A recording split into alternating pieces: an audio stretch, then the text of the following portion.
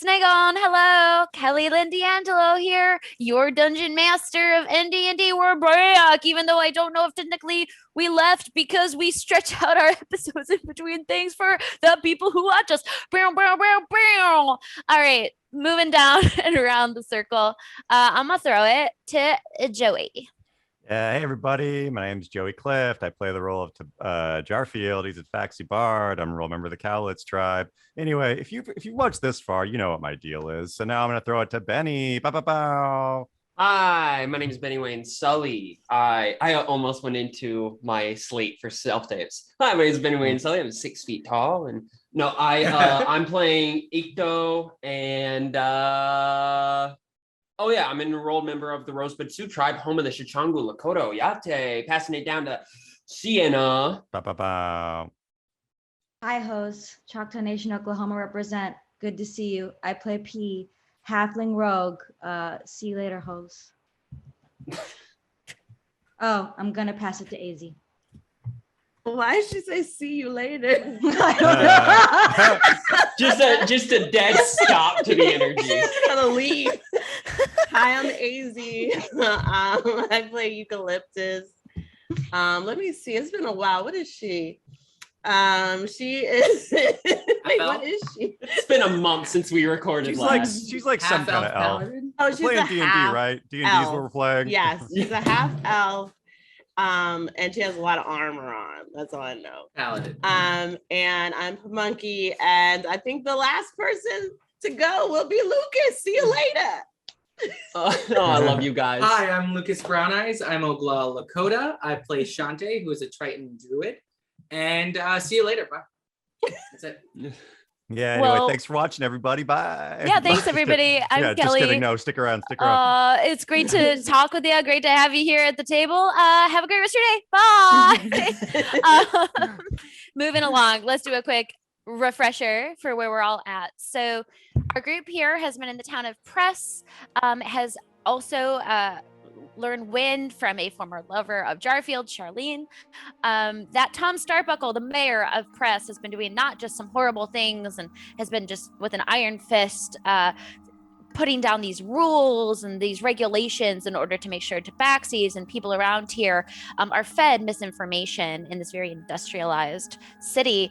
But also at the Nine Lives, there is some sort of showdown. Some very big item was going to be transferred that had failed in the past. And so you guys were all sent in to investigate this transaction with Charlene leading it, along with Tomato and Cheesy, her minions on the outskirts of the Nine Lives, and try to get and glean what was going on, what kind of not just sort of, what's the word I'm looking for, experience that the Nine Lives is, and the people within the people inside of it, and how they are and how they behave and what's going down, but also what is this item, what does this mean, and how do we intercept it? So you guys have been trying your best the past few episodes to go from room to room to get information, to turn invisible, to look like George, as Ikto has, who's the architect of this facility.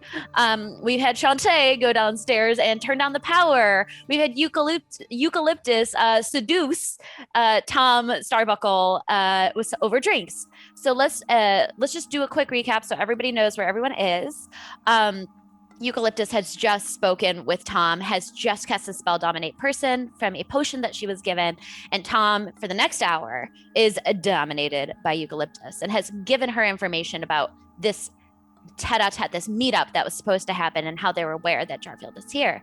In the same breath, Jarfield and Charlene in the library just had a conversation that was pretty heightened and let out some sort of trap of catnip, and they're about to go into the cat room that is this like secret room with maybe something of importance within it. In the same breath, P was trying to sneak from that library, got knocked out with guards who had been looking for her since she had broken in, and was getting carried down the stairs when, very luckily at the same time, George / Ikto and Chante just so happened to be in the art room, caught this going down, closed the doors, murdered them, these guards, rolled up their bodies in the rugs, and now have P lying unconscious with them. So everyone's split in 3 different rooms. The bar music room is where our Eucalyptus is. That cat, the outside the cat room and the library room is where Jarfield and Charlene is. And then the other 3 are all in the art room. So we're going to pick up from there with everyone's hopefully memories refreshed. And we're going to start with the dead bodies and P and Ikto and Chante in the art room. So let's take it from there. Okay. All right. I think that everything's pretty cleaned up. P is she dead? Hey, turn back into a person. I wild shape back into a person.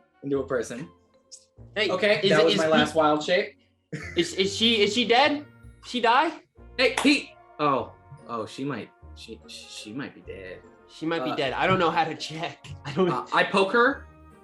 Do you guys want to do 2 medicine checks from both of you? Yeah. Sure. But my medicine check is in the form of a poke. Okay, sounds good.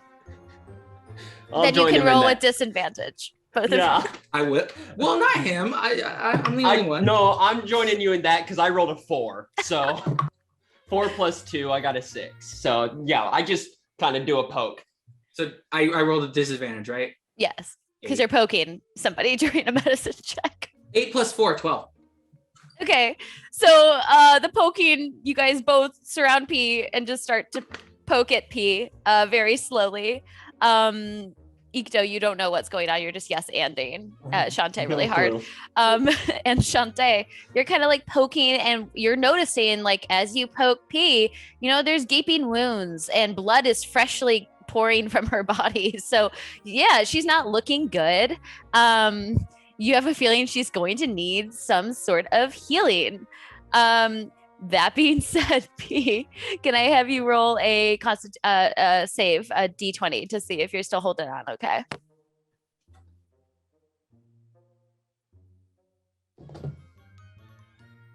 And A what? 10. Okay, that's a pass. That's a success. So you're still poking P. You're realizing she's not healthy. Yeah, I poked a What do you lot guys want of to dead do? bodies. I poked a lot of dead bodies in my life. She's not dead. Yeah, She's not? She's close. Yeah. Sweet. We need to heal her. Let's see. Do you have any healing spells? I'm out of everything. Man, I've got. It's been the longest day. This has been the longest day. I just murdered 3. No, well, I guess you murdered one of the guys, but I just turned people to ash. Yeah, that was crazy. Like honestly, it was scary and evil, and I liked it. It was like very erotic. I mean, scary. I didn't necessarily enjoy it. It was probably one of the darker things I did in my life. And I'll definitely think about it in my dreams a lot. Me too. I will definitely. Should we like throw her? Should we like carry her into a painting? Yeah. Let's. Well. Hold on. We got to figure out how the paintings work because we don't want to kill her. So Man, not only do I know use nothing one of about my dead spells. bodies, but I also know nothing about paintings and art in general. So So as you guys are I want taking to a investigate beat, the paintings. Oh. as you guys are taking a beat, you guys are looking around frantically to see if one of the paintings in this room is one of those paintings that Charlene had mentioned is magically enchanted. So you guys are looking around the room. Please both roll an Arcana check, and then P, while this is still going down, I need you to roll another death save for me. I got a 15. Mhm. Hey, Ikto, do you have a potion? No. Fat Nat. Fat Nat. That's Okay, what okay, we we'll talk about need. that in a second. P, what did you get? 18. That's another success. So how many in are we now? Two successes, no failures, right? Because you Mhm. were not rolling prior to this. So Yeah, I just that's got good. carried down the That's stairs. good. Your breath might be coming back to you slowly in a moment if things go well. And you don't roll the one. So let's keep it going. So as you guys are looking around this room quite frantically, with that fat gnat, and what did you get, Ikto? I got a 15. Okay, so you're both looking around very quickly. You can see that the way that this art room is, this seems to be in rotation. There's different pieces of art that more recently had been moved.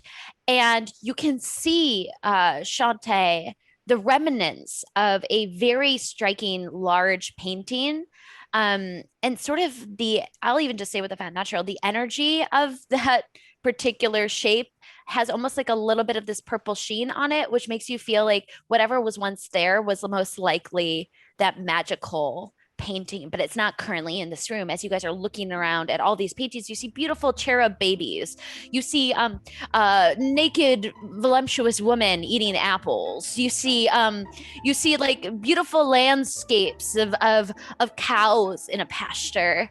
It's a very ornate Baroque sort of design against these very gaudy looking wallpaper that it's almost like this sheen red. And so it's a tacky room, but very recently it looks like these paintings have been moved around and shuffled around with the knowledge that people might be frequenting this room. Okay, so one, all these paintings are erotic. Two, I'm really worried that he might die. And it's Dude, just kind of dawning on me right painting now. right there is a landscape. How is that? That's the most erotic one. That's the most, but we don't have time for me to explain why that's the most you're erotic right, you're right. But I think P's maybe dying. Like seriously, if she dies, it's on your hands, and I'm really afraid of. Do you have? Okay, so we need to find do you have a potion? Actually, I don't. No, I don't have any potions. I have. Okay, we are screwed. Okay, a crystal. I have caltrops. I mean, I don't think those would work, but like at this point, could it hurt? Probably. So let's not do that. But okay, large painting was the most magical one. And like, that's the one that I feel like would really help us. And that one was moved. See, it was over here. Do you see how like there used to be a larger painting here? I see that. Yeah, you can see it was outline. over there and it was So moved. as you guys are talking about the paintings and the, eroticness of it, P, can I have you roll again another death save? As this conversation is going down. 2. Right, that's a 1 failure. So you guys are talking, you can see P's breath is struggling. She's not doing well. She's on death's door. Yeah. Okay, the body does some stuff when it's dying and she's starting to do it. We need to hurry. Okay. Yeah, I know. It's fine. We have to hurry. Okay, so we see this size painting. Do you see how like this left this like mark because it was there for a while and they moved? Yeah. They moved it. We got to find that size painting. So it's not in this room? Gosh. No, it's not in this room. Okay. So oh God, P is so dead.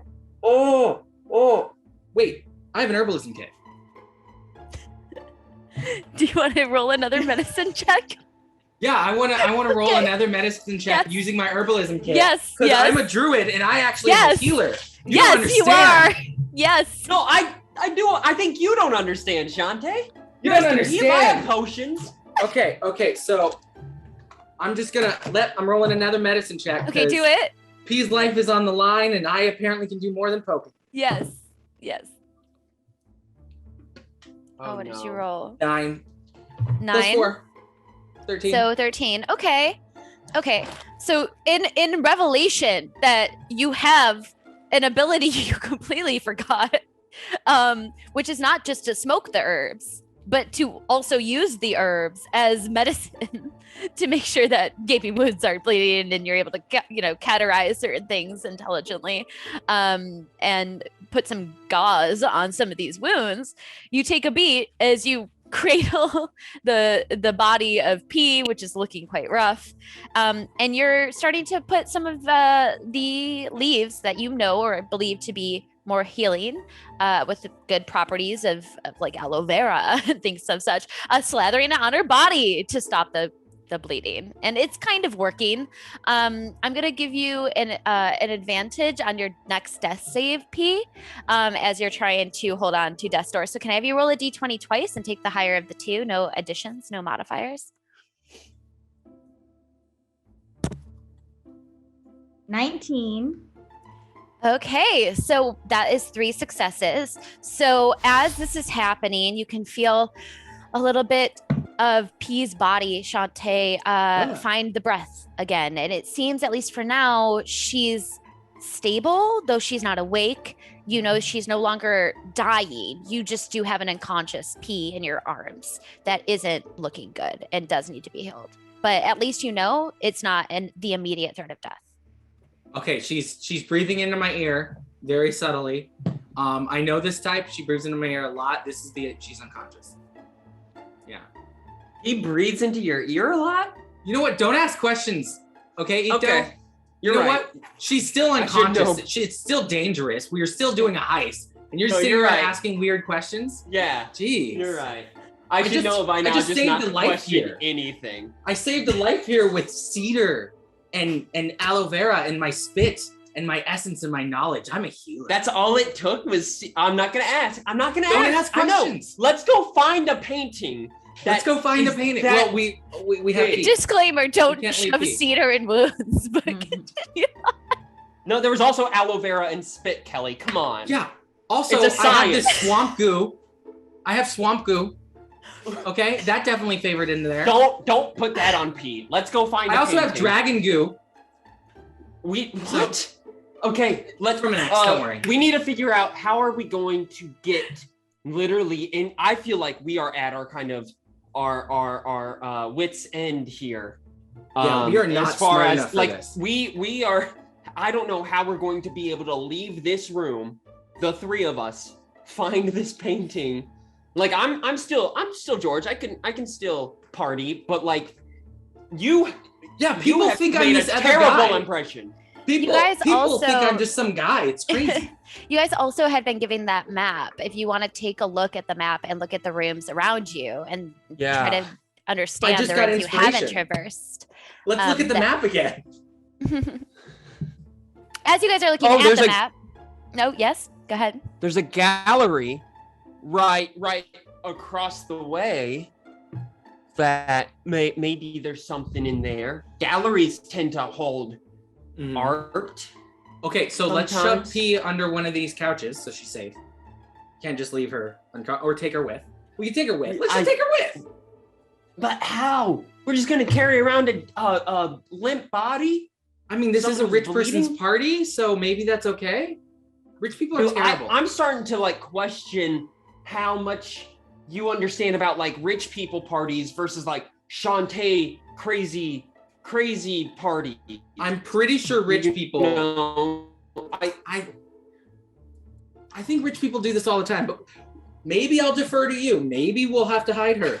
But I'm pretty sure rich people kill people all the time. But if we hide her, then we're just like leaving her for dead, kind of, right? yeah, that's true. Oh wait, can you Oh, I can Illusion? Mystic Step. Could I hold her and Mystic Step and teleport 30 feet, holding her, cradling her in my arms? Okay. Maybe. Should I go in the room before to make sure that you're not like jumping into it? Oh, absolutely, please. That's a perfect idea. But do me a favor. Mhm. Don't speak to a single fucking soul. Not a single Don't- soul. I will not. Why don't are you talk to so anyone. persuasive? As you I don't guys know, man. are I just as want to you do guys everything you are say. as you guys are conversing and deciding and looking at the map that you can at least walk around this location. There's two different ways that you could immediately go into the gallery. You could go back into the entrance hall, even though I have a feeling you guys don't want to go back from whence you came with the party and all the people and the eyes on you.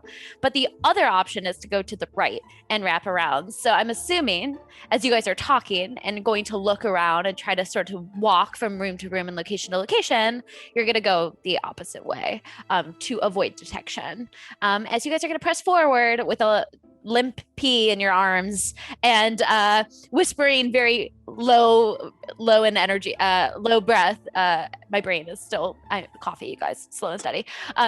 You guys are whispering to one each other as quietly as you can as you're moving forward and having this debate.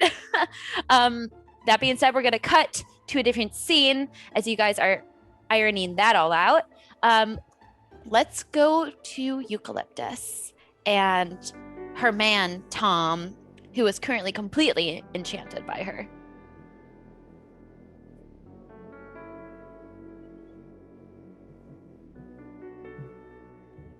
I can't hear your sweet voice.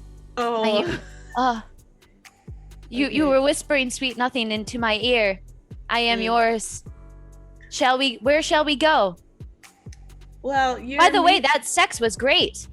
yeah, remember I know. How good I it know. was? We both finished with a bang. We. So your meeting is in. Oh, you're bringing your meeting up right now. You're gonna have your right. So I guess we should go and let people know that the meeting is going to happen. Would you like me to tell absolutely everybody or only those that are secretively invited to the meeting? I could shut down the whole party if you want. Every single person here could know.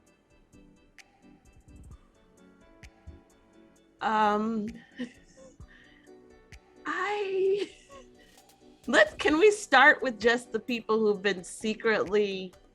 Yeah, let's start with just the people who were secretly invited. Sounds good. I'll go make sure that Jem knows, and Jem will tell everybody who was secretly invited. Wait.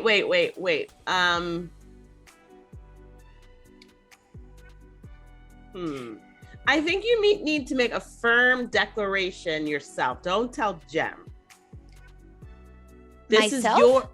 You need to make the declaration to everyone. I don't think you need to tell that woman.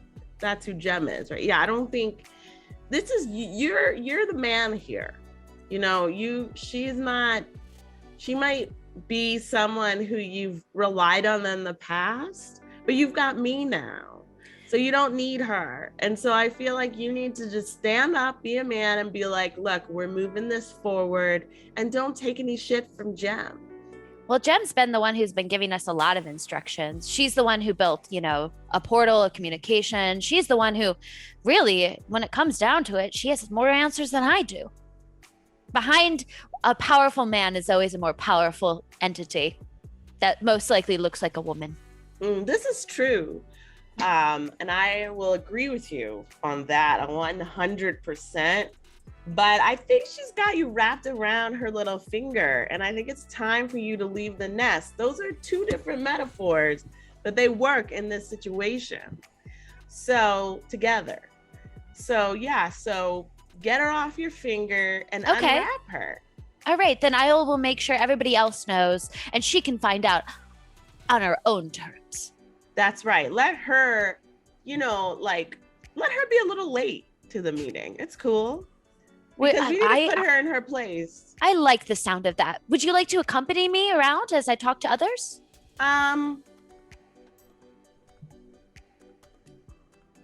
No. I'm gonna go, but I'm gonna be like behind you. I'm gonna be in the room, but you take care of this. This is your idea. It's nothing to do with me. Sounds good. Man, this is your party. And I can't tell other people that we've had the sex? No. I think the sex is just between us. Like, it was so special. I don't think you should, I don't kiss and tell personally because it's tacky. That is fair. It's just been so long for me. Yeah. I'm just so glad I got to have that level of intimacy with another person. It reminded me of what it really felt like to be alive, that maybe all of this is... Anyway. You know what? You play your cards right, it might happen again.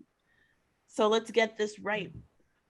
All right, here I go. And so he leaves the piano room. As you're following behind him, he wraps around from the back area and starts to make his way through the dining hall, whispering, and you keep your distance as folks are gambling and talking, and the music is kind of filling the air, and though there's no lights, everyone's having a pleasant time, and the sun, the muted sun streaking in from the windows creates a pleasant enough atmosphere that there's enough noise that you can just kind of keep your distance while watching him make his rounds. And you can see him whispering to certain people, specifically those folks that he had walked down with, who looked kind of like just generic guards, though you swear that they had a different sort of physical look to them more recently, like their armor changed somehow. You don't know what it is as you're looking.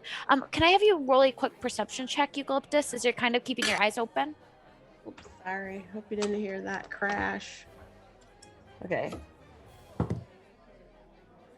Well, 7. Wait, hold on. Yeah, +3. Okay, 8. 10. A 10. Okay, so yeah, you're keeping your wits about you. Something feels off as you see him walking around and talking to these folks that you look like generic guards, but you swear earlier you saw a tail. Do you remember that moment when they were walking down the hallway, and I heard some cat-like sounds. Yes, you heard some cat-like sounds. There's a few things in the room that kind of just pull your attention. Not just this moment where he's talking to these guards that don't have tails anymore, but that clock is still frozen, and you still see that emerald behind the agate clock, and you still notice that Gem is that woman with that beautiful cage necklace and that gorgeous makeup that has been kind of keeping her eyes and talking to George a lot, and even interacted a little bit with you and Chante. She's watching skeptically. There's something that seems off to her. Like she's looking around.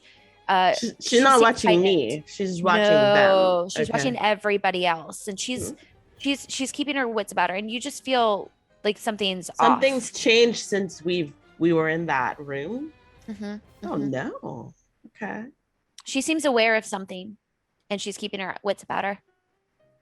All right. So, as she notices that Tom is talking with everybody else, she takes a beat. She stands up, and you can see her kind of like graciously give some bows as she's leaving and making her rounds. But she does seem to go, since Tom is not discussing with her, and she seems none the wiser for the orders you gave him. She seems to be going in a different direction, kind of walking through the entrance hall, and starts to leave on her own. Okay, I'm gonna go up to her. As she's leaving? Yeah. Okay. So yeah, Tom's making his rounds, talking to everybody, doing the whisper as he is doing at your instruction. And as she's just about to walk into the main entrance hall, you tap her on the arm and she turns around. She goes, "Oh, hello. Enjoying the party and Tom's company. It seems the two of you have gotten closer as the evening's gone on." Oh yes, we had a little drink in the music bar. But I was just wondering, how did you make out at your table? How has the luck been running for you tonight? Oh, it's been an interesting game. I'll say that much. I have had mostly wins. But more recently, there was something that happened that I didn't predict. And so it just set me off a little bit, and I left the table.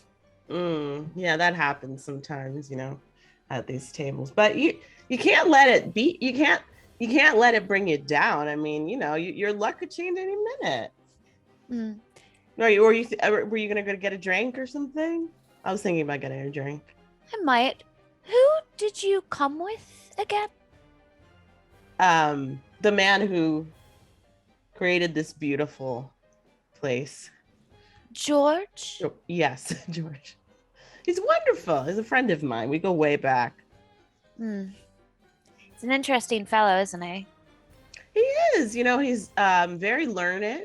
So we have great conversations. Yeah, he's quite a character. But he's so talented. I learn something from him every time we talk, because I've always had an eye for decorating. I mean, this place is beautiful. Did you have a hand in the decoration? I want you to roll a deception check for me as you're playing off your connection with George. With my acting right now. Yes. It's gonna be low. Do it. Do it. Okay. And it's deception, right? Yeah. Wait, I don't see that on here. I got boned when she was rolling her insight on you. So, okay. 14, as long as you don't roll one. 18. So there's a moment that she's looking at you like, how do you know what is your connection? But you're playing so naive. You're playing so like, oh, but it's George. That there's and you can tell she genuinely thinks that you're oblivious here. Like, none the wiser. And so as this conversation's happening, she takes a moment. She goes, yes, George, many people know him. I sense he's a little off today. And so I wanted to go and speak with him because I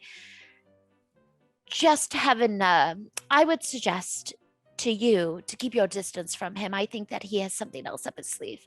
So though you might be friends with George, I don't know if I trust him currently. You mean just today, or has he been off for a while? I mean, I haven't, to tell you the truth, George and I, we used to know each other a long time ago, and I'm here on, I'm just here visiting. I haven't been around him, so the more questions you ask, the more danger you put yourself in. So I would just say turn around, go back to the party, and maybe let me clean up this mess. What I mean for that is essentially sometimes people are on their game and sometimes people are off their game, and sometimes people try to change the rules of the game and people notice. So I'm going to go handle that last little part. Are we still talking about gambling? Yes, we are, darling. So around you go into the other room. Ta-ta. But my only concern is that I'm George's guest, and if he's causing some sort of disturbance, I don't want to be associated with that. So just let me know, like, if I should be concerned for myself. I just don't think that George is his normal self. That being said, yes, keep your distance. I have a feeling that eventually George is going to be back to his normal self. It's just dependent on how I handle this right now. I see. Oh, okay. Well, you have a lovely rest of your evening. Good night. Well, goodbye. Goodbye. And she turns around and she seems to be walking in very delicately in the direction of the room adjacent to the art room, the one right next to it. And she's sneaky and she's going very quietly. Should I scream? I don't. Wait, where are they? Are they in the art room? Wait, yes. So okay. This is happening.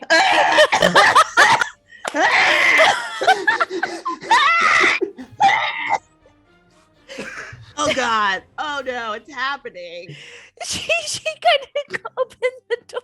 No, she closes it very quietly. Not worried about me? No, she's closing it like she wants you to be quiet, and then she turns around and her eyes widen at you.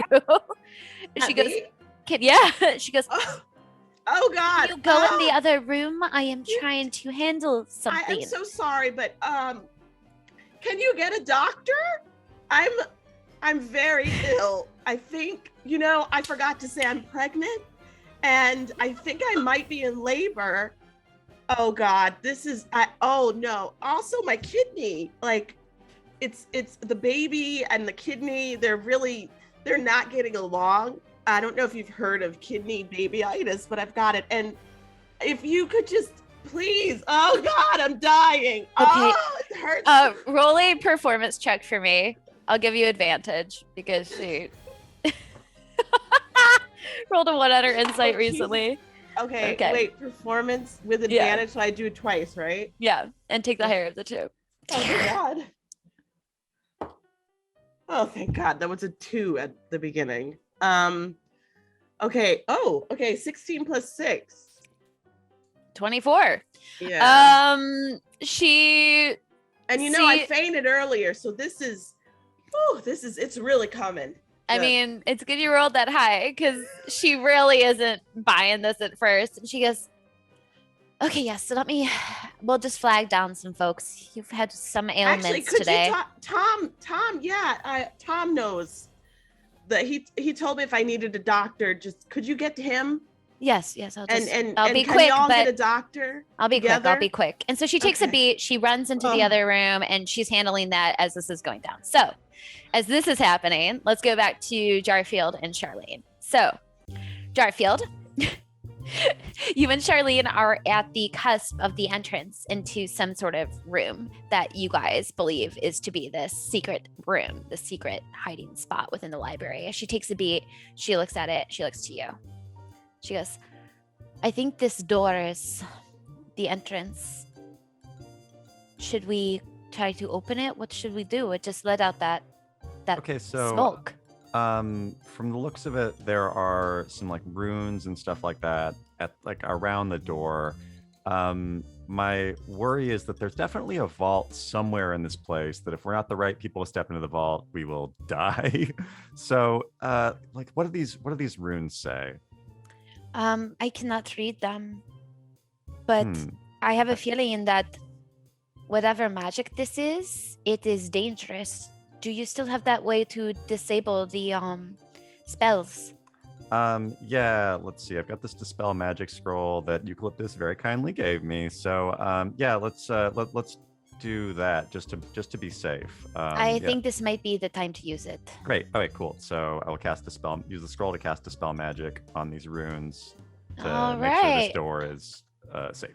So as you cast that spell, do you have that spell in your list of abilities currently? It's a 3rd level, so I don't believe you'll have it. So as you're attempting to cast it, I need you to roll to see if you successfully cast the spell. So let me look that up. I always forget if it's a Constitution check or what it is against. So if your spell's in your class spell list, but of a higher spell level than you can normally cast, which is this, you must make an ability check using your spell casting ability, which for a bard is charisma, if I'm not mistaken, to determine whether you cast it successfully. The DC equals 10 plus the spell's level. So it's a 13. So I need you to roll a 13 or higher on your spell casting ability check. So please make a charisma check. Great. That's 10 plus 3, so that's 13. So you meet it. You just meet it. Oof. As you take out the scroll and it looks unintelligible. This is not a spell that you're familiar with. And casting something this high level it's not common. So you take a beat, you really focus on the description, and you're able to read it. Finally, this spell that you've never cast before. As you're focusing, Charlene's eyes are widening, and you can see that the door and all those runes on it slowly begin to glow brighter and brighter and brighter. As you're reading the script, the words, the arcane runes and words on the actual scroll start to dance off of it and circulate around you as it starts to go up to the door and almost in a way patch in the runes around it, as you can see it glowing brighter and brighter, this purple and this sort of magenta arcane energy with these tendrils of wispy, opaque, almost like milky white smoke as it's all sort of dancing around. So as you take a beat and you focus on casting this spell scroll and focusing on the actual spell that this door is enchanted with, you can see almost as if in a little puff of a magician smoke, the scent of it all dissipating, and you can see all the runes slowly dissipate along with it. Okay, thank God. I'm glad that worked. Okay, so let's go into this room and see if whatever is in here is going to kill me.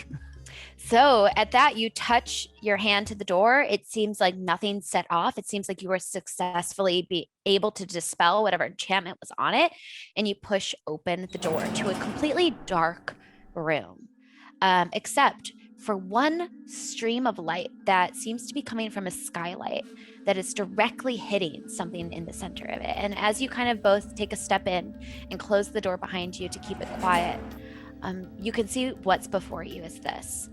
There is this gorgeous, gorgeous eagle in the center, the statue of this eagle that seems to be struck with the skylight light that directly goes into its eyes.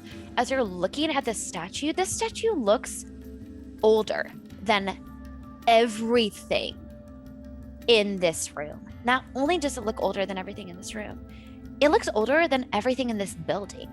It looks older than everything in this town.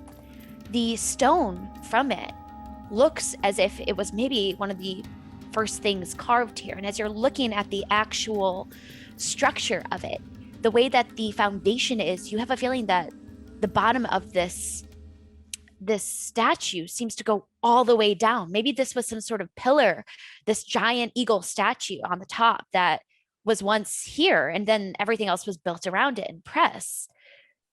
This looks like something that has been taken care of and protected, and specifically is some sort of key. And the reason why you can tell this is because of the way that the light is striking at this eagle. Inside of one eye, you see this giant, gorgeous, glowing emerald eye. In the left eye, you see nothing. Okay, wow, this is crazy. Have you ever seen anything like this before? No, this is confusing. It's just a giant statue with a missing eye, and there's a light on it. And... So looking at the map, it says the eagle that watches over the other gyms. So that tells me that gym is definitely some source of power that controls a bunch of other stuff in this place. And this is the only thing in this room that I can see. Roll a quick investigation check. You guys are walking around this room. It's quite a small room. It's about 10 feet by maybe 15 feet, small enough, but the eagle takes up almost the full space. And then the sort of structure beneath the eagle, it's quite wide. It's at least about 6 feet wide that holds up the eagle. 16 plus 2, so 18. 18. Yeah. Charlene gets, she's a little distracted, but you're looking around, and as you're sort of taking your hand and you're sort of slowly feeling around the edge of this eagle, not only do you pick up on the hair that has fallen around here, you can see gray hair. You can see that some sort of shedding cat creature seems to frequent this space. You could tell that this was designed with the intent to keep everybody else out and only allow very easily, you could tell, the hair of Blurmall in. But you have a feeling at least you disabled whatever trap that was that only allowed him to come in here. But the hair and the way that it moves, it keeps circulating and kind of gathering at the edge of this stone structure.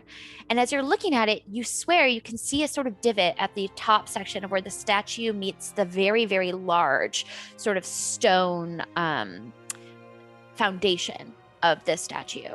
As you're navigating it, you can also tell that it seems to twist and turn.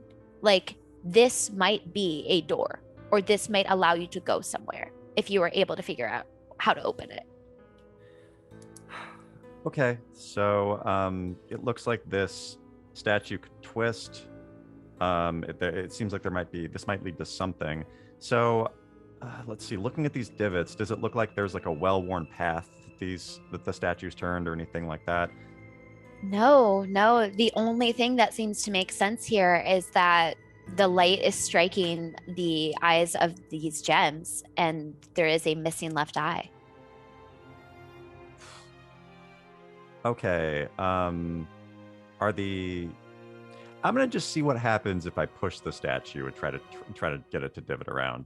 You try, it's gigantic. This stone structure is a solid like 7 feet wide, and the actual arm length is that of the size of a real giant eagle. So it's a huge stone structure, and you're kind of pushing on it. Nothing seems to be moving. As you kind of climb up and you look, because you can stand on the foundation and look up at the eagle, because it's about 5 feet tall. You do have to climb up like on the edge of the foundation of it and get up to the eye. You can see there's this perfect divot and this sort of contraption, this sort of like follicle of edges, and it looks like a key. It looks honestly like it's missing some sort of placements. This gem needs to go into it, and you can probably turn it, and that'll activate something. How fresh is Nermal's fur? Does it look like Blurmall's fur is like fairly recent, or has it been a while? It looks like he's come in and out many times, recently and in the past. It's definitely a room he frequents. Okay, so as far as I know, Blurmall isn't here yet. So I think what we should do is hide in the shadows, wait for him to get here, and jump him. I don't think that's a bad idea, but do you think he'll notice that the trap is disabled? Like he'll know? I think that if let's see, is there a way that we can use a pen and draw what looks like shit on the sides of the door so it looks like stuff? I don't think we could do it that well. Okay, in that case, is there any place that we can hide in the library so that when he gets to the library, we can jump him and push him into the room? Well, we could hide behind the shelves. There's many of them. Okay, around great. the library. Do you think we should do that? Yeah, I think that's the best idea, because I know people are gonna show up. So, okay. Actually, wait, before we do that, can we pull out any of these gems? You take a moment, you try to go to the other eye because you're standing on the foundation and you're like trying to look inside the eye and understand how the structure works.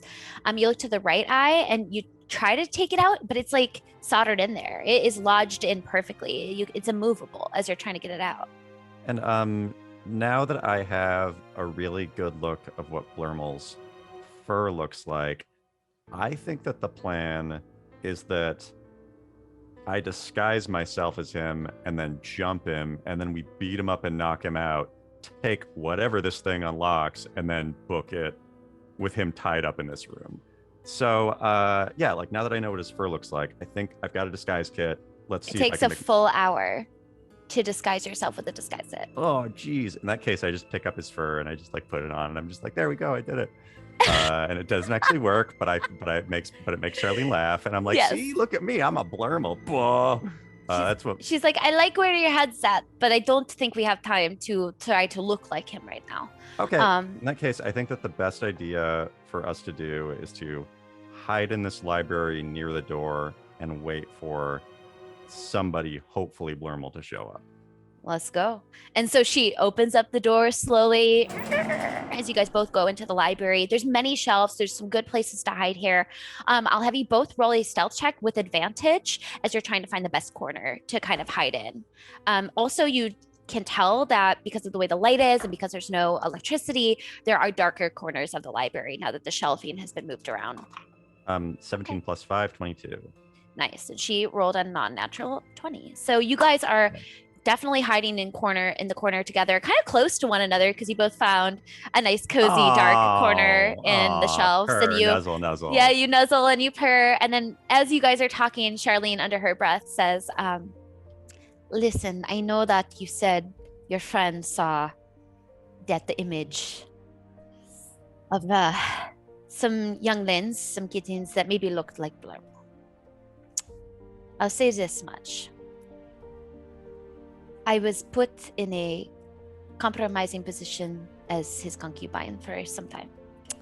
And I didn't want you to know, but I want to get that motherfucker. It's okay.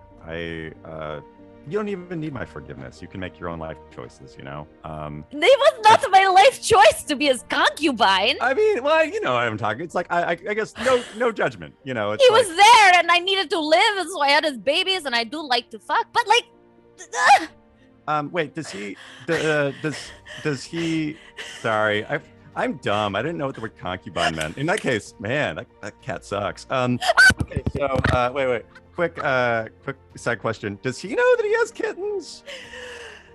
And she takes a beat and sighs as she like tries to keep under her breath. Yeah. And you guys talk a little bit about her kids. Wait, but does he know? Does Blurmel know? She does. She says he does know, and like it's a whole. He has the kids, and it's a whole thing. So as she starts to describe to you the compromising position he put her in order for her to learn all of this, as well as survive in a city that wouldn't allow cats, to make sure her kids could survive, to make sure that she could stay. She has been hunting him down since. So wow. it's been a long journey. Wow, I thought Blurmel just regular sucked. Now I know he very much sucks. Got it. Evil Blurmel with his cat concubine dancing in the corner having kitties. So you learn a lot of darkness in the library with Charlene, who is openly weeping in your arms and trying to keep her shit together. It's okay. Well, don't worry. I'll kick the shit out of him. Anyway, we're going to cut back to Ikto and Chante and P as you guys are walking around the main floor trying to navigate how to get around. You do open up a couple of rooms along the way, and they just seem to be closets or places like bathrooms. As you're kind of looking up the map and you guys are going from location to location, you go to what you believe is to be the gallery. So as you're about to enter this gallery here, you swear you hear the sound of like coughing and like it's Eucalyptus's voice, and she's like projecting about like how she needs a doctor, and something's going on in the room not too far away. You can hear how loud she is even through the walls right now as you guys are on the outside of what you think is the entrance to the gallery. Is that Is that that sounds like Eucalyptus coughing. I It once tried sounds like to, Eucalyptus coughing. She walks by my room sometimes and the smoke gets her, and that's her cough. She has like a windy cough. She's like, I can't handle hardcore drugs. Yeah, that kind of did sound like her. Should I go check on her?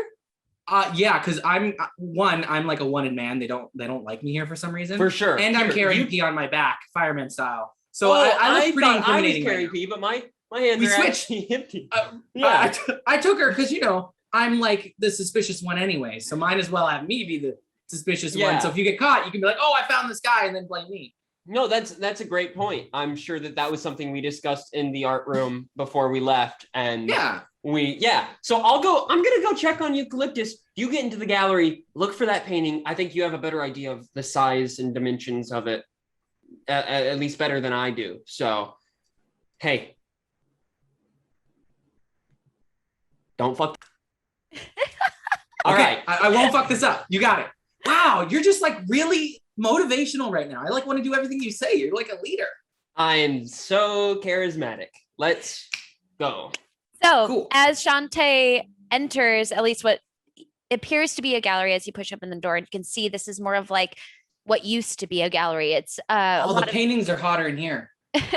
all the paintings are like, there's a lot of them stacked around, covered in canvas, draped in cloth. It's dusty in here. It's dark in canvas here. Canvas is so erotic. As you walk in and are starting to make your way into that room.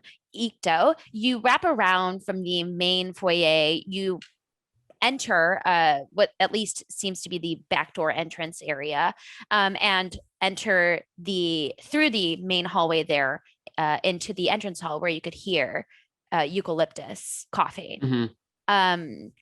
So very gently you open the door. You can see Eucalyptus coughing. You see her surrounded by like Tom and one of the guards and somebody who looks like a doctor, like checking her out. As well as you can see Jem standing far away on the other side of this room, just watching it all go down. Not too far away from where you are, actually. As you open that door, she's standing but like 3 feet away. Eucalyptus is about like 8 feet in front, like in the middle of the entrance hall coughing and surrounded by her fainting friends. Oh, my darling! Oh, darling Eucalyptus! Oh, I heard you coughing from afar, and I was ever so worried. How are you? Not so good. Oh, this is bad. Yeah, yes. I think I'm bleeding through very important holes. Your ears? No. Oh. Well, the doctor's here, so, but you might have to no, you shouldn't take me home. I think I should rest upstairs, maybe. Okay, doctor, does that sound okay? Can I take her upstairs? I think it's probably in the best interest. I can't figure out what's wrong with her. She's had fainting spells. Tom seems heavily concerned about her health and well-being. Trust me, buddy. She has a lot of health issues. Can I say something to Tom through our link? Mm-hmm. Okay, Tom, I think you need to start the meeting right away and have me in there with you so that you can keep an eye on me, because you're very concerned about my well-being and you think I might be carrying your baby.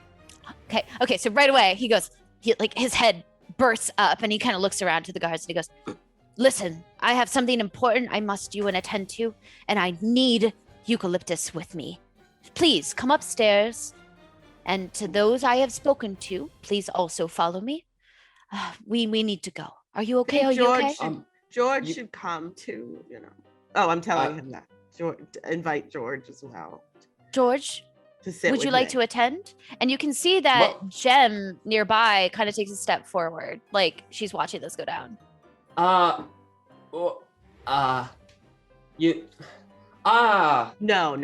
never mind. He doesn't need to come. I'm very confused, but you have a...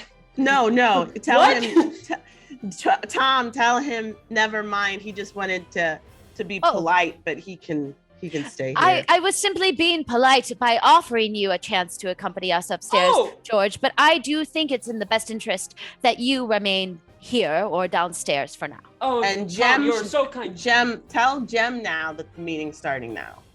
So Okay. she has to come with us. So he turns towards Jem and he walks towards Jem and he goes, Jem, the meeting is beginning upstairs a bit early. And she goes, what? Why is it now? And she looks a little confused. He's like, there's no time like the present, and I've made my decision.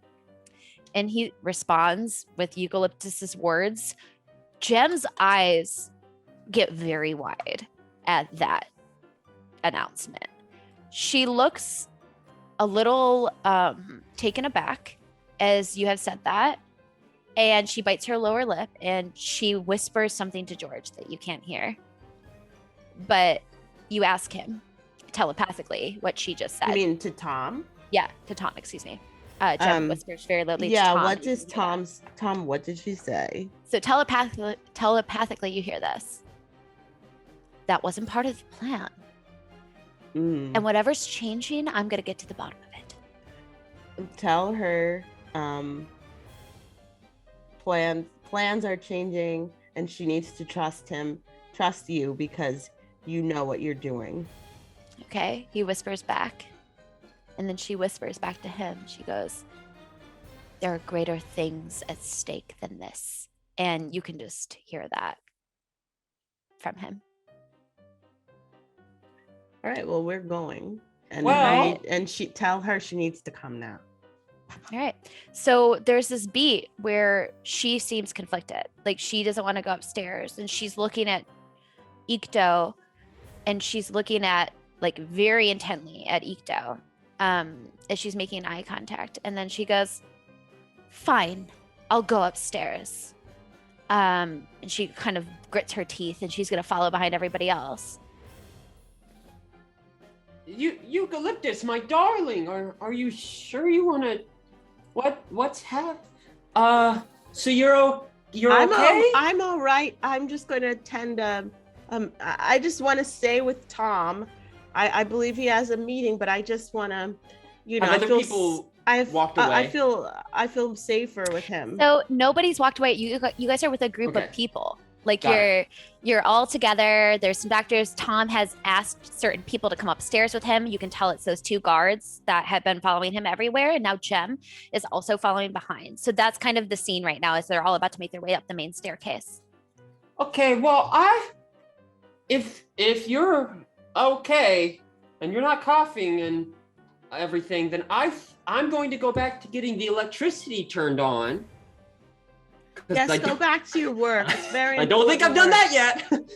Yeah. So, okay. Yes, don't worry about me. I'm in good hands with Tom. Take care of yourself, Tom. Jim, my darling, please take care of my darling Eucalyptus. You are all, I love you all so much. So much.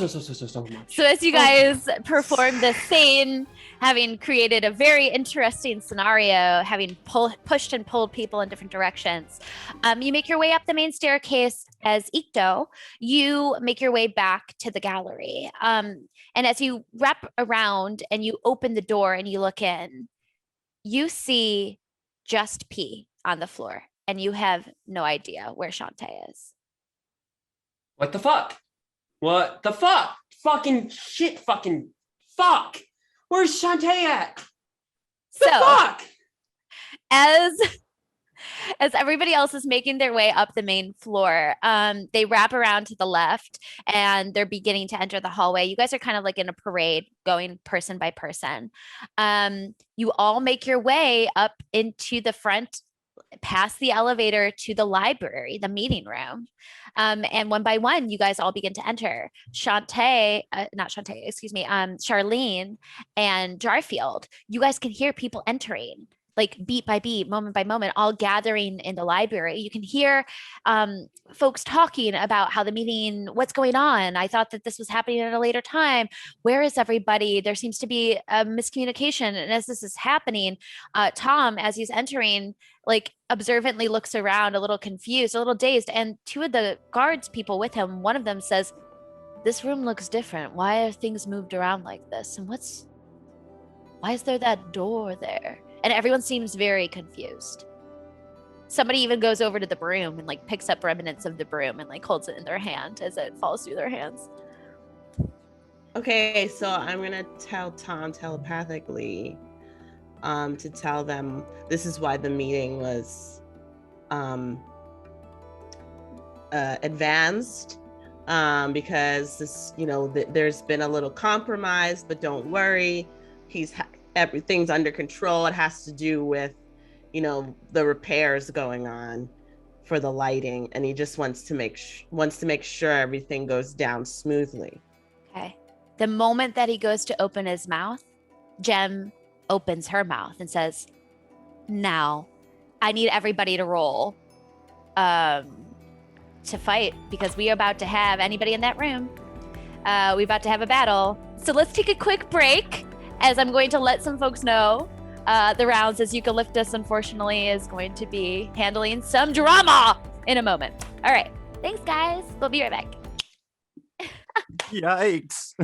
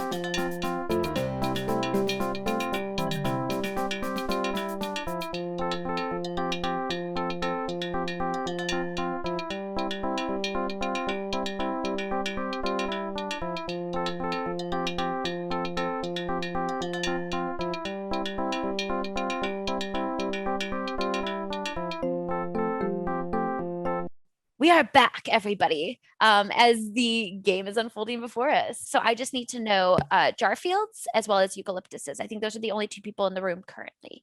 Okay, I'm technically hidden, so do they know I'm there? They don't know you're there, but I need you to roll initiative order. Just in case I decide to. Got it. Because they have a surprise attack round, which means you still you weren't expecting it. Right. So they still You get better come out and help me. Great. Yes. 18. Nice. 18. And then Eucalyptus, what did you get? 20, which is a dumb place to get a nat 20. But that's not a dumb 20 place later. that's not a dumb place to get a nat 20 because that means you get to go at least first in your first, like your top of the next round, which is good because it means that, all this is happening. So you hear Jem as this is going down say now, and right away the 2 guards that are there like circle around Eucalyptus, and they look like they're about to go and strike you. What is your AC? 16. 16. Okay, so let's see if they get you. As there's a beat, and you can see them just kind of go in and punch you, going for like a hand punch. Jeez. Just get her. Just a straight up punch. Yeah. Yeah, these guards suck. Yeah, punching you. I'm All a right. woman. One of them rolled a nat 20. So you're going to take, it's not that much, thankfully, but it's enough to knock you out, as it is 8 points of bludgeoning damage as one of their fists open up and they go in and they whack you and you just fall to the ground. As this is happening on their turn, you can see Tom like shake out of it as they had just both gone. And he goes, oh my gosh, she did something. She cast something on me. It's her. And so right away, you see Jem like go down, and it looks like she is, I kid you not, she opens her mouth and she goes down and she presses it into Eucalyptus's mouth. And as a moment that you just see her go, and she starts to suck the life out of Euc. For Eucalyptus, what is your AC? Because I need to know. 16. All right, this is very bad. Yeah, I'm pretty much dead at this. Wait, what is your full hit point? Like, how many hit points do you have in total always? Right now, your level. Always. I need to know your 20. full. 22. All right, 22. so she might do double damage. We'll see how this works. Well, they've already sucked out 8 points, right? Yeah. But here's the thing: she can kill you in one hit right now, and you'll just die. So I have to roll for this. Yeah. Let me see. It was a worthy sacrifice. Okay. Yeah, she's pulling this energy from you. You can see her starting to drain Eucalyptus almost fully. I need you to roll a d20 for me, Eucalyptus. Just roll a d20. Mm-hmm. Oh no. 14. Okay. As she's doing this, there's a beat where she is like pulling all of the life force from you. See all of this draining energy just being left as you can see her suck out the life force from your friend. And there is but a minute left, if that, of her potentially completely draining Eucalyptus to a point that there's no soul, no body left, as you can just see her eating it out of her. As this is happening, you can see her like body, Charlene and Jarfield, you can see her body like pulse with energy. You can see her like get like stronger. You can see her skin glowing as she's pulling out all of this euc juice. And right as she's about to finish Eucalyptus off, literally on death's door, you see Eucalyptus from the center start to glow a little bit, as you can see some sort of like watery energy from her stomach almost shoot out like veins and tendrils and just block for but a beat Eucalyptus from hitting death's door at that moment. And right as she's doing that, Jem pulls away and she goes, what the? And then we're to the top of the round. So Eucalyptus, you have come back with 1 hit point. You don't know how, you don't know why. You literally feel like complete and utter shit. And as this is happening, you look down at you and you can see you're glowing with this sort of like bluish crystalline energy as it breaks and shatters around you, as if something that had protected you and gifted you with something is now no longer there. But you feel at least you're still here. So it's your turn, top of your turn. What do you want to do? And you look down, by the way, at your stomach. You look down at your stomach and it's healed over. Like the hole has been refilled. Oh, yay. That was my one. I think that thing can't ever help me again. Oh no, I wasn't preparing my attack because I thought I was dead. Okay, well, can I just take my sword out? Or no, I don't have enough. Yeah, you can stand up as she's standing back, and Jem looks like she was not expecting that. She looks disturbed. She looks a little disgusted as you take a beat and you raise your sword. And then I just want to strike her over, like, through the head. Go, roll to hit. Roll to hit. Oh, so good. And wait, I'm sorry. How do I roll to hit? So it's that D20 plus D20. the modifier of your sword. So Right. it might say +7 or +6, and you just add that to your D20. Okay, it says +4. Oh, then add +4 next to it and as after your earlier 20. 14. 14 doesn't hit. As you take a moment and you raise your sword up and you go to strike, you're just not feeling the energy you normally do. You still have a second attack though, if you swing below and you're not wielding your shield, which I don't think you are. So you want to roll again? Second attack? Same with the same sword? You would have to use a different sword or a different weapon. Oh, sorry. It would have I'm so it would be sorry. two-handed wielding. So you Right, would hit so with the one javelin. and you take the javelin and you go to hit. Yeah. So roll with Okay. the javelin. That same thing. Oh shit. It's a 1. So you take a moment, you go to like stab her, and you're so tired and you're so drained and you don't know what's happening that you literally just swing wide and you miss and you fall flat on your stomach. Like you're on the ground, completely like vulnerable because it's easier for people to hit you once you're under floor. Can I heal myself for 5? I have my 5 or my turn's over. You can't. That's a full action to lay on hands and Jesus. heal yourself. Okay. So you take a beat as you literally rise up kind of dazed, like your eyes are cross-eyed, like you're shaking off the shimmery blue energy, and you just grab your javelin and grab your sword and you just kind of swing forward and you miss and you face plant from It makes exhaustion. sense. I'm not a superhero. Not at this moment. That is your turn. But Jarfield, you're in the shadows. What do you want to do? Please, for the love of God. Okay, well, I guess that what I'm going to do is I'm going to pick up my bomb, step out of the shadows, and I'm going to tell everybody in the room, everybody stop what the fuck they're doing or I will burn this whole room down and blow us all up. And as a bonus action, I'm going to use light healing on Eucalyptus. Okay, so I want you to roll an intimidation check to see if you successfully this works. can intimidate everybody. It's a bomb. That's not enough.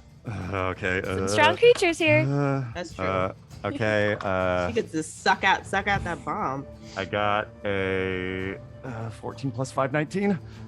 Okay, Thank yeah, God. you seem to threaten a couple people in the room, but Jem seems unfazed as she kind of laughs to herself and she just says, "Try it." She doesn't seem affected by your threat. Okay, got it. Was that an action or what did that count as? That was your full action to was my intimidate. full- Yes, Um, but you still have your bonus action, and you want to heal up Eucalyptus a little bit. Yeah, bonus Okay, what do you do? action, I want to use Healing Word on Eucalyptus. And let's see, I'm rolling. What do you say to her? She got 5 hit points back, and what I say is, well, it was nice knowing you. Let's try to take out as many of them on the way down as we can. Amazing. So Jarfield, that's your turn. As this is happening, one of these guards turns around and looks to you, Jarfield. It looks like they want to go in and swing wide at you for 2 hits. What's your AC? My AC is 15. 15. Oh, wow. Yeah, they missed, and then one was a crit fail. So one of them turns around and like goes to swing at you to hit and like misses wide, and then the other one like the other fist is created and they stumble and they also fall down on their face. So they've tripped and they're prone on the floor. It's now Charlene's turn, and she takes a beat and she walks up to the one that has fallen, and she gives you like a little wink, Jarfield, as she goes down to stab the one on the ground. She has a sneak attack, so she's going to use that as well. So oh my gosh, yeah. And then she also gets, because of the sneak attack. Okay, great. So she gets 2 hits. Nice, Charlene. Just like jumping around, stabby. Super hot, because she's hot. So that's a total of 6 plus 4. That's 10 on the first hit. And then her second attack is 4. So 14 points in total of damage onto this creature that seems to kind of take it as she stabs it. As she stabs it twice, and I have to do the maths. Cool. As she stabs it twice, and it seems to bleed out. Its blood is this like gunky blue, chunky gunky blue. Though it's a guard. It looks like a human. It's disgusting, but it's not bleeding like a human would. So that is her turn. It's now the other one's turn. The other guard turns to her and looks really angry that she's hitting their friend. And so it also goes in for an attack twice on her. And this technically has an ability called surprise attack on the first round if it hits with an attack. Oh, sorry, I'm reading this. This feature hits it with an attack to the first round of combat. So this is the first round of combat. So one does hit and connect with her for a total of, that would be 8 plus the surprise, 8 plus 6, 10. So 18 points of damage to your friend here, Charlene. She looks really rough after that hit. Not doing super well, as she looks like another big hit will take her down. But she does that. She spits out blood, and she looks to this guard, and she goes, "I've seen worse." And so she's just gritting her teeth, the anger with daggers in her hand. All right, that is her turn, and its turn. Tom takes a beat and looks around, and is like, "Oh gosh, this is just chaos. This is chaos." And he like turns around. He's not far from the door, and he runs out. He's running out of the room, and he's leaving. So he bolts. He is a scaredy cat, quite literally. I thought he was gonna beat me up for no. He is a weak man, and so he runs out, completely freaked out, probably handling or calling other guards or dealing with things in different ways because he's clearly not equipped for this. As he's freaked out, it's now Jem's turn.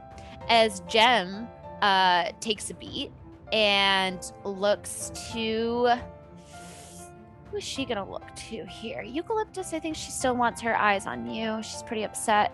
So what is your AC? 16. All right, let me see. I'm reading her 1 second. She looks to you and she goes, "What are you? You shouldn't have been able to resist that." Oh well. And she takes a beat, and slowly you see her body shift and change in form. As you can see her back starting to crack, you hear snapping. As you see her skin go from this glowing gold into this like really powerful, almost burnt sienna.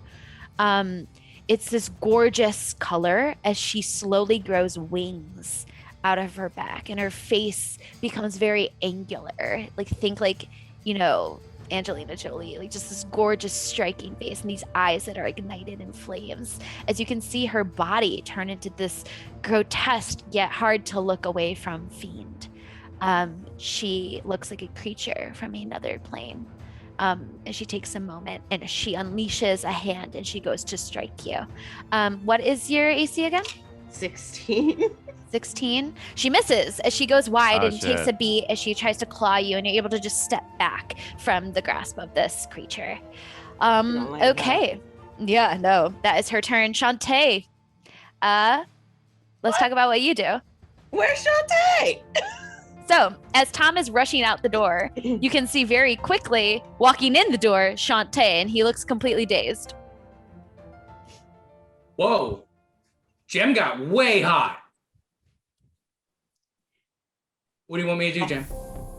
Attack. And so you go forward to Eucalyptus and you go to strike. Okay. What are you gonna use? I will use an axe. Okay. What? Roll to hit Eucalyptus. Okay. What's happening? Oh, 19. 19 to hit. Eucalyptus, that hits. Mm-hmm. Please roll for damage. Is he about to kill me? I don't understand. Sorry, can't. Oh, duh. 3. 3 points of damage. Yep. I don't think Eucalyptus has 3. I think she was healed up by 5 from Jarfield. So Eucalyptus, you take 3 points of damage as the axe of Chante goes down and he goes to hit you. Eucalyptus, he cuts into a part of where your plate mail is and you can see yourself bleeding as he's just looking at you with like wide eyes, completely glazed over. Wait. He gave me 5, so I have 6 altogether. Yeah. Okay. But yeah, he hits you for 3. So you're down by 3 more. As that is Chante's turn. Okay, that is it on your turn. Top of the turn. Eucalyptus, it's your turn. What do you want to do? Wait 1 second. Sorry. I was trying to figure out how many points I had. Well, that was awful. Sorry, she's really hot. I gotta just go. feel like- Yeah. I gotta go for her, but I don't know what's gonna get her because she seems very, crazy. I mean, she seems very powerful, is what I'm trying to say. So can if I cast Thunderous Smite, I can't use it yet, right? You can use it by igniting your weapon. I think Thunderous Smite is a full action, unless it says bonus action on it. Because you can cast it like on your weapon. So it is a bonus action. It is a concentration spell, so you've already lost your concentration on Tom. Right. So you can cast your concentration spell on your weapon and then go to hit. You can do that. And I can that's not a full action, so I still have to, okay. Yeah, so you can still hit after. You cannot hit twice. You can only hit once, though. Okay. Sorry? You cannot hit twice because if you wanted to hit a second attack, that would have been your bonus action. So you can use your bonus action to cast your spell and then just attack once. Oh boy. Well, here it goes. Can I do my longsword again? Yeah, you cast Thunderous Smite. You evoke your energies and your prayers, and you dump it into that longsword. So.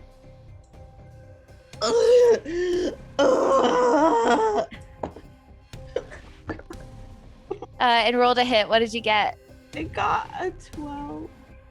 Oh, it misses as you're not able to connect. Wait, does Thunderous Smite give me extra? It doesn't, but the cool thing is that it's continuous. So until you hit something, you can still keep it on your weapon.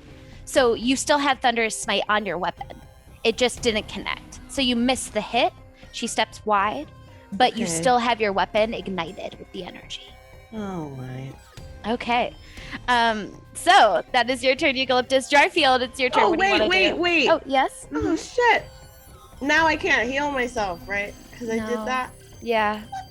I keep forgetting to heal myself. Yeah, Eucalyptus takes a beat and she's like swinging wide and she goes, and she face palms out of the corner. She's like, oh yeah, I have such little blood in my body, I forgot. It is now Jarfield's turn. What are you gonna do, friend? Okay, so what I'm gonna do is probably gonna regret this. I'm gonna set my weapons down and say, I'm Jarfield. I'm the tabaxi that everybody in this town hates. I know you have comics about me that are super weird. Look, I'll do whatever you want to stop killing my friends. Ooh, roll a persuasion check with advantage. Heroic advantage. We'll see. Persuasion. Oh shit. No, I was so high on that. 13 plus 7, dirty 20. Dirty 20. So, as you say this, there's a beat where everyone seems to listen, and very slowly Jem eyes you and like looks at you as her, as Charlene's like breathing heavily on the ground, having to stab this guard, as Eucalyptus is standing there kind of frozen with her weapon ignited, as Chante is just kind of there at the ready with an axe. There's a beat that the energy in the room kind of relaxes. Jem kind of looks up, and she, again, this fierce creature, this gorgeous, strange creature, looks around and she says,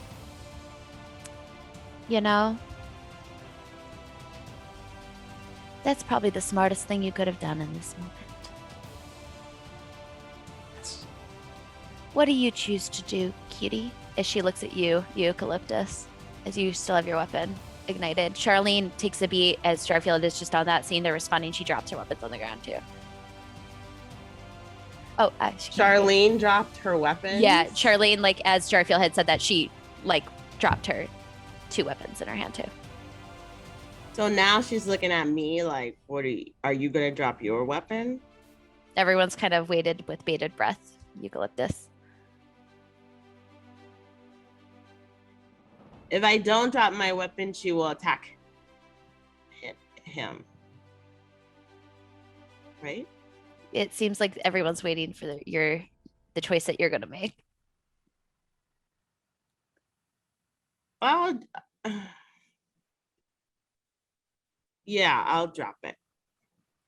So you take a beat, you release the concentration of Thunderous Smite on your weapon, and you let the weapon drop to the ground. As you hear the clinking of it, Jem kind of laughs and says, okay, for flavor, you do it too, Chante. And so Chante also, at her command, Yes, queen.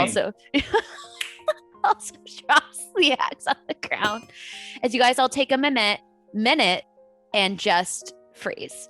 So as this is happening, Ikto, we're back with you. Now, all of that battle happened within but a couple minutes in the world. So Ikto, you're looking around. You're wondering where the hell Chante is. Fucking shit. Where the fucking shit? Fuck. I guess I'll look for that painting. I thought he was supposed to listen to me. Jim's a half-rate sorcerer. Jeez.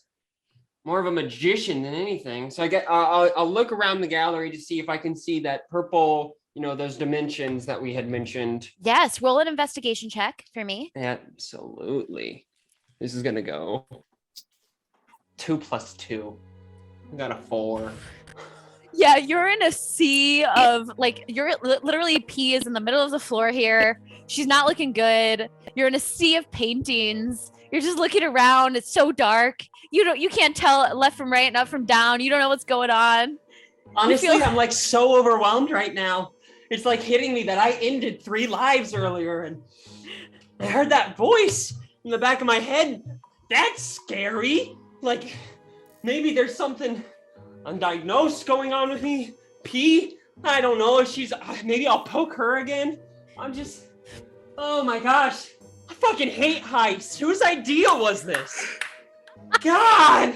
As you are saying this, you can hear the sound of screaming and shouting from the main corridor, and it sounds like Tom's voice. It sounds like Tom Starbuckle is shouting something from the main foyer. You're George. Tom, darling. Oh, whoa, whatever is the matter? You walk into the main foyer. Tom looks completely out of it. He looks completely freaked out. He looks to you, George, and he grabs you by your shoulders and he goes, George, there's people, and they're here, and they're casting spells, and they know we need to get everybody out. We need to Blurmel's on his way. George, everything's falling apart. Slow down. What is it, my darling?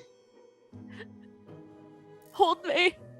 No, Tom, no, I'm not gonna push him away. No, what is going on? There's people who are ruining everything. We had a whole plan, and then we were going to divert it, and now I saw Jarfield. I saw Jarfield, and I ran. I'm going to get Blurmo. I'm going to kick everybody out. Blast. We're going to kill them. Oh, no. Eldritch Blast. He said Jarfield. He saw Jarfield. I'm tired of this shit. Eldritch Blast. And I'm done with as the chaos of the heist continues, we are going to break there, everybody. We're going to pick up right at that Eldritch Blast to see how this story unfolds, because chaos is unfolding. We're gonna It's gonna die. be beautiful. Yeah. But we're not This is dead it. yet. We're not dead yet. No, I'm basically dead. You're unconscious. Yeah, I feel like I'm pretty much on the way out You're myself. unconscious. Here it goes. I We'll be back. Yeah. We're dead.